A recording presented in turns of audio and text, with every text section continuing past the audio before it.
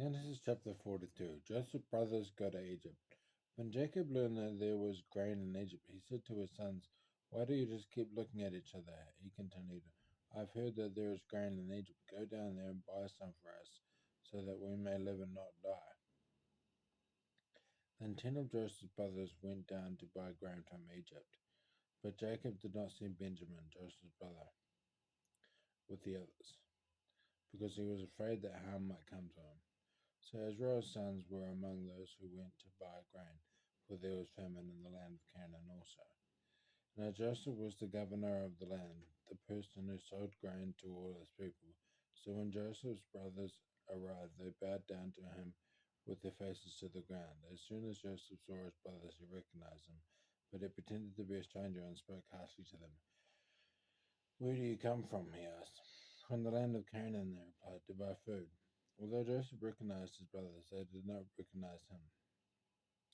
Then he remembered his dreams about them and said to them, "You are spies. You have come to see where our land is unprotected."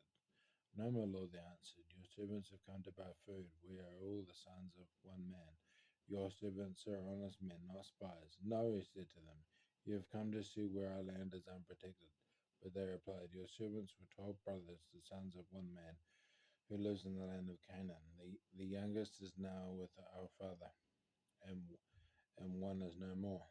Joseph said to them, "It is just as I told you. You are spies, and this is how you will be tested. As surely as Pharaoh lives, you will not leave this place unless your youngest brother comes here. Send one of your number to get your brother. The rest of you will be kept in prison, so that your words may be tested to see if you are telling the truth. If you are not, then as surely as Pharaoh lives, you are spies." And he put them all in custody for 3 days. On the third day, Joseph said to them, "Do this and you will live, for I fear God. If you are honest men, let one of your brothers stay here in prison, while the rest of you go and take grain back for your starving households. But you must bring your youngest brother to me, so that your words may be verified and that you may not die." This they proceeded to do. They said to one another, "Surely we are being punished because of our brother. We saw how distressed he was when he pleaded with us for his life, but he would not listen. That's why this distress has come on us." Reuben replied, "Didn't I tell you not to sin against a boy? But you wouldn't listen. Now we must give an accounting for his blood." They did not realize that Joseph could understand them, since he was using an interpreter. He turned away from them and began to weep, but then came back and spoke to them again. He had Simeon taken from them and bound before their eyes. Joseph gave orders to fill their bags with grain, to put each man's silver back in his sack, and to give them provisions for their journey. After this was done for them, they loaded their grain on their donkeys and left. At the place where they stopped for the night, one of them opened his sack to get fed for his donkey, and he saw his silver in the mouth of the sack. "My silver has been returned," he said to his brothers. "Here it is in my sack." Their hearts sank, and they turned to each other trembling and said, "What is this that God has done to us?" When they came to their father Jacob in the land of Canaan, they told him all that had happened to them. They said, "The man who is Lord over the land spoke harshly to us and treated us as though we were spying on the land.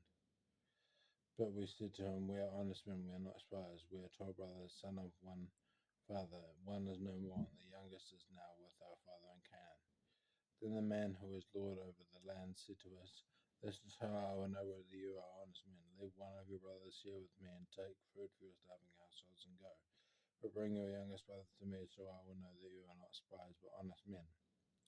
Then I will give your brother back to you, and you can trade in the land.' As they were emptying their sacks, there in each man's sack was a pouch of silver. When they and their father saw the money pouches, they were frightened. Their father Jacob said to them, 'You have deprived me of my children. Joseph is no more, and Simeon is no more, and now you want to take Benjamin. Everything is against me.' Then Reuben said to his father, 'You may put both of my sons to death if I do not bring them back to you. Entrust them to my care, and I will bring them back.' But Jacob said, 'My son will not go down there with you. His brother is dead, and he is the only one left. If harm comes to him on the journey you are taking, you will bring my grey head down to the grave in sorrow.'